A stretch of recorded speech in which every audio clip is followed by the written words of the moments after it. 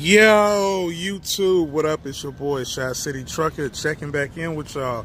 Man, I'm out here early, 5 o'clock in the morning, Houston, Texas, trying to get it done. Haven't been on here in a while, and I'm going to show you exactly why.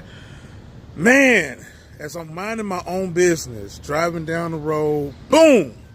End up blowing a steer tire, pushes me into a rail, pops the tire, of course, dents the rim, smashes my bumper, kills my side fairing.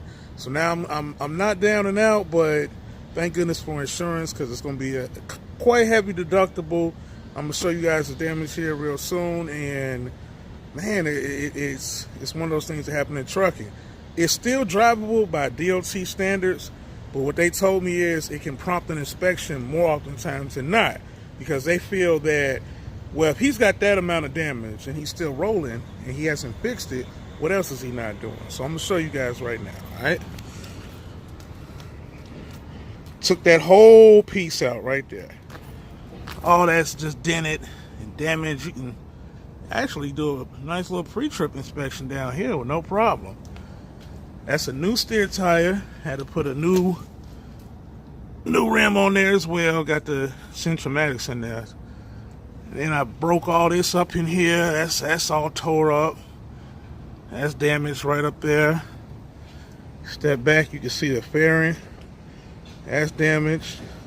Goes back to the fairing down here.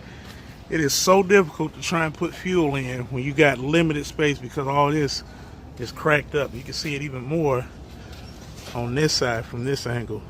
It's bad though, but it's just one of those things. I guess they say that's trucking, but it's bad.